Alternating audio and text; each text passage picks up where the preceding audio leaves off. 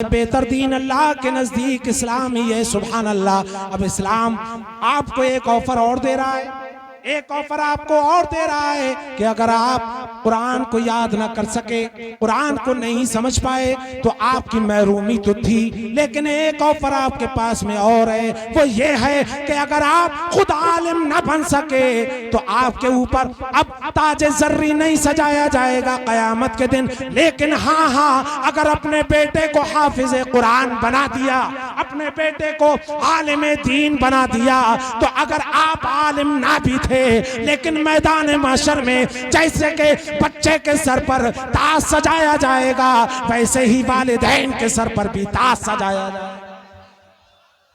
ये इस्लाम आपको अभी ऑफर दे रहा है, ये इस्लाम की जानिब से आपके लिए ऑफर है। सुभान अल्लाह। ये हमारे भाइयों, हम ये नहीं कहते कि दुनियावी तालीम हासिल मत कीजिए, अपने आप को दुनियावी तालीम से दूर रखिए, हम हरगिज़ ये नहीं कहते। क्यों? इसलिए कि हज़रत अगर यही कौम में डॉक्टर नहीं होंगे तो कौन हम लोगों का इलाज करने वाला होगा? अगर आप ही में इंजीनियर नहीं होंगे तो कौम मुस्लिम की फलाह बहबूद के लिए दुकान मकान और फैक्ट्रियों के नक्शे कौन बनाएगा? अगर आप ही में इंजीनियर नहीं होंगे या आप ही के अंदर तरह तरह के टीचर्स नहीं होंगे तो बच्चों को दुनियावी तालीम से आशना कौन करेगा?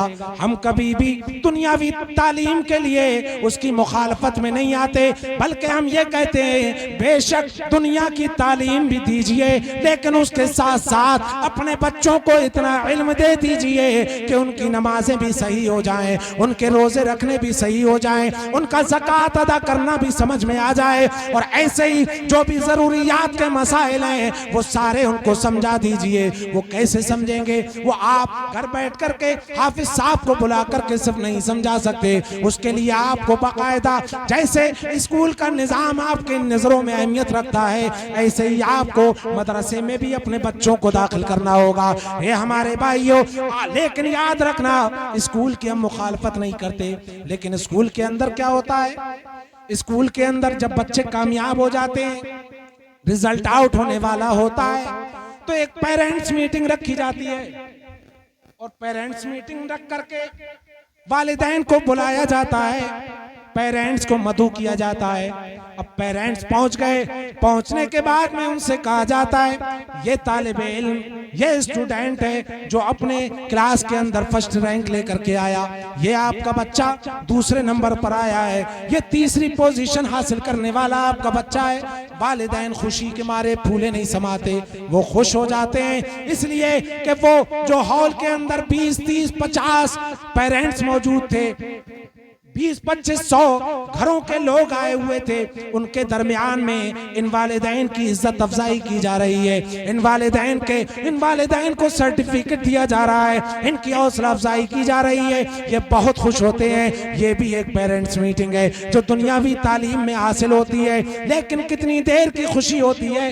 बंद कमरे में पेरेंट्स मीटिंग हुई, इज्जत अफजाई की गई, लेकिन जैसे ही कमरे से बाहर निकले, आप स्कूल से बाहर आए, रास्ता चलने वाले को मालूम नहीं कि इस बंद कमरे में आपकी इज्जत अफजाई की गई, गाड़ी चलाने वाला गुजर गया, उसे नहीं मालूम कि बंद कमरे में आपको कितनी शान और शौकत से नवाजा गया। इसका मतलब ये हुआ कि ये इज्जत तो मिली, लेकिन महदूद लोगों में मिली, महदूद लोगों में मिली, और थोड़ी देर के बाद में खत्म हो गई।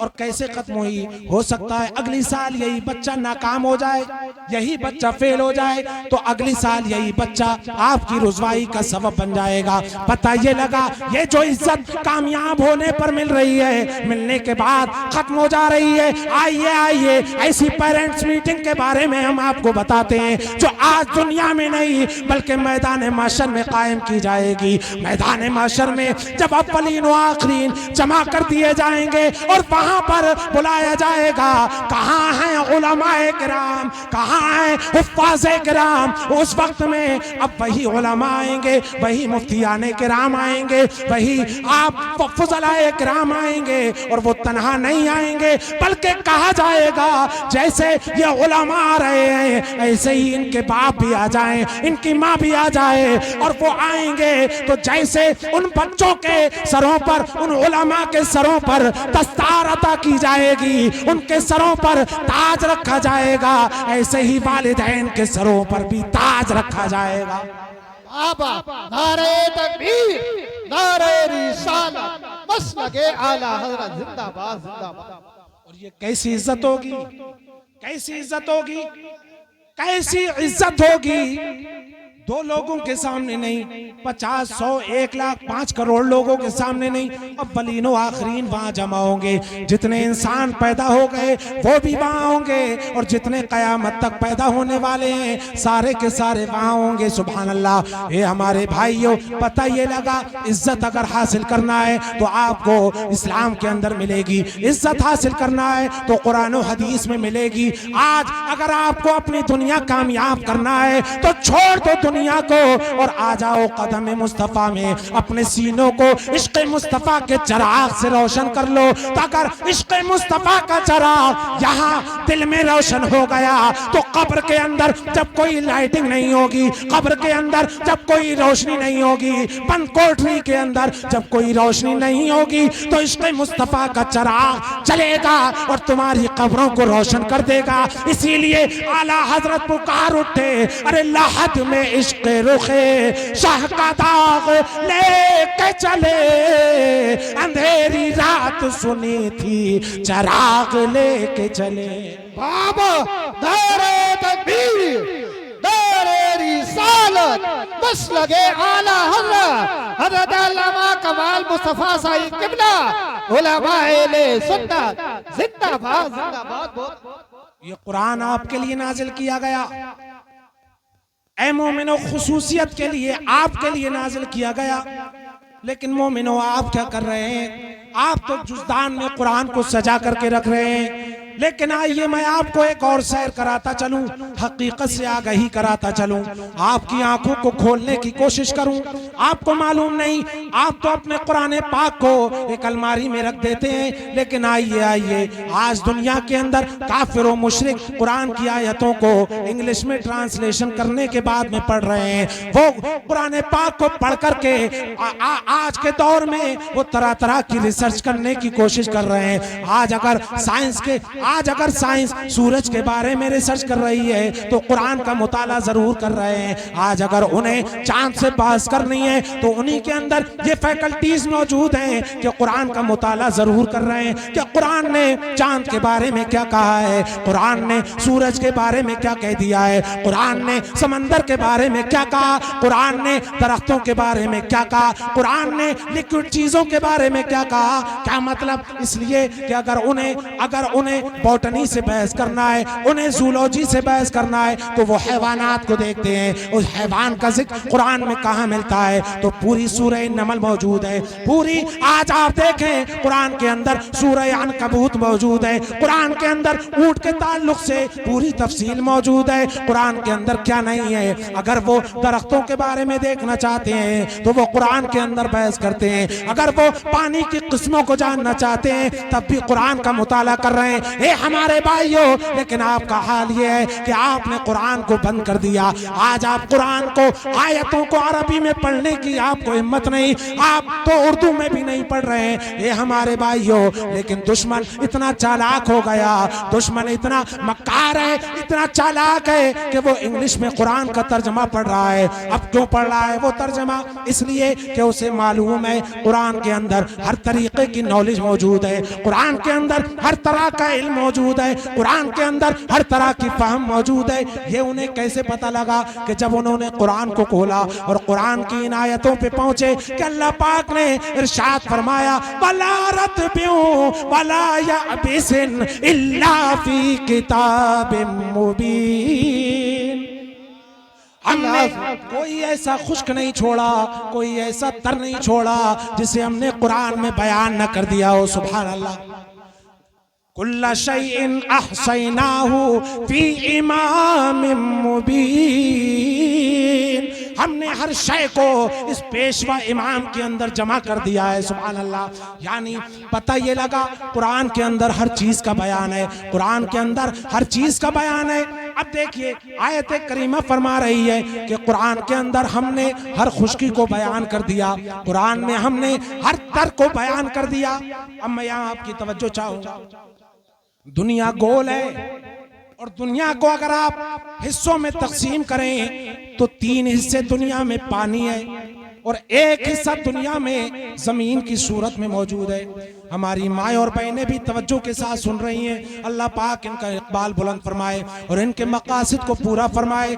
आज जब भी तालीम की बात हो तो आप ये ना समझें कि सिर्फ मर्दों की बात हो रही है, बल्कि इसके अंदर जैसे बराबर के मर्द शरीक हैं एजुकेशन हासिल करने के बारे में कि जहाँ जहाँ कुरान ये कहेगा इल्म हासिल करो, जहाँ जहाँ हदीस ये कहेगी इल्म हासिल करो, तो उनके अंदर सिर्फ ये मर्द शामिल नहीं है बल्कि बराबर की ये हमारी ख़वातीन मिल्लत इस्लामिया भी शामिल हैं। सुभान अल्लाह। पता ये लगा कि कुरान और इस्लाम ये आपस में मर्द और औरत में फ़र्क नहीं करता, बल्कि इस्लाम ने जो इज्जत मर्द को अता फरमाई है वही इज्जत औरत को अता फरमाई है। सुभान अल्लाह। मैं इस टॉपिक पर जाना नहीं चाहता, तफसीली गुफ्तगू हो जाएगी। बस ये समझ लें यही वो औरत है जो मुआशरे में नहूसत समझी जाती थी, यही वो औरत है जिसे जिंदा दरगोर कर दिया जाता था। गड्ढा खोदने के बाद में बाप इसको जमीन में दबा देता था,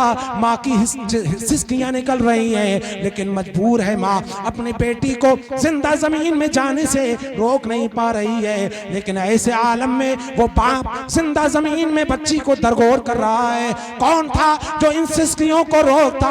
कौन था जो इस जुल्म का खात्मा कर देता? कौन था जो इंसानियत के लिए आकर के बात करने वाला होता? अब देखें आप कि कोई बोलने वाला नहीं है। शराब के नशे में लत हैं सारे अरब के लोग, ज्यादातर अरब के लोग, और ऐसे ही जुए में या अपने नशों में मस्त है, कोई हक बात बोलने वाला नहीं है। ऐसी तारीकी के आलम में अगर कोई जात उठी है, मक्के की सरजमीन पे आई है, अल्लाह ने जिसको भेजा है वो मैसेंजर ऑफ गॉड बनकर हुजूर प्यारे आका सल्लल्लाहु अलैहि वसल्लम है कि प्यारे आका अहमद मुश्तबा मोहम्मद मुस्तफ़ा सल्लल्लाहु अलैहि वसल्लम 12वीं शब मक्के की सरजमीन में तशरीफ ले आए हैं। सुभान अल्लाह। मुस्तफ़ा की शान से तशरीफ लाए। मुस्तफ़ा का आना था कि तारीकी दूर हो रही है, मुस्तफ़ा तशरीफ ला रहे हैं, अंधेरे छटते चले जा रहे हैं। मुस्तफ़ा जब तशरीफ लाए हैं मक्के में रोशनी ही रोशनी आ गई, जाहिरी रोशनी भी आ गई, इल्म की रोशनी भी आ गई। सारे लोग खुश हो गए। अरे मेरे आका की तशरीफ आवरी का यह आलम था कि निकल कर हुस्न की चिलमन से नूरे बेमिसाल आया, मिट्टी तारीकियां जब आमिना बीबी का लाल आया। नारे तकबीर, नारे रिसालत, बस लगे आला हज़रत, जश्न दसार बंदी, उलमाए सुन्नत जिंदाबाद जिंदाबाद। ये कुरान जो आपकी रहनुमाई के लिए नाजिल किया गया, मुस्तफ़ा तशरीफ लाए और मुस्तफ़ा तन्हा नहीं आ रहे हैं, बल्कि अल्लाह पाक क्या फरमा रहा है, क़द जाअकुम मिनल्लाहि नूरुन व किताबुम मुबीन, यकीनन तुम्हारे पास अल्लाह की जानिब से एक नूर आ गया और रोशन कर देने वाली किताब आ गई। सुभान अल्लाह। वो किताब कोई आसमानी और किताब नहीं है, वो किताब कोई दुनियावी किताब नहीं है, बल्कि वो किताब है जो अल्लाह ने सारी किताबों में मुमताज रखी है। वो किताब किसी और नबी पर नाजिल नहीं हुई, बल्कि अल्लाह पाक ने उस किताब को अपने प्यारे हबीब के सीने पर नाजिल फरमाया है। बाबा जिंदाबाद। बुलंद आवाज से बोलिए सुभान अल्लाह, सुभान अल्लाह, और जिंदा दिली से बोलिए सुभान अल्लाह। अरे तवज्जो है आप लोगों की। तकरीर बाउंस तो नहीं जा रही है आपके? कभी बाउंस जाती हो, सरों से ऊपर निकल जाती हो? चाचा बाउंस जा रही है क्या? कितने लोगों की समझ में आ रही है? जरा हाथों को उठाकर बता सकते हैं? अच्छा ठीक है। कितने लोग ये चाह रहे हैं कि अब तकरीर खत्म कर दी जाए? अरे भाई नहीं, दस्तार बंदी भी होना है। बस ये है कि जो जरूरी बातें चाहे 4 बताई जाए, उन 4 पर अमल कर लें, ये आपके लिए काफी है। बातें 400 बताई जाएं, अमल एक पर ना हो तो 400 बातें आपके सामने करना जाया हो जाए।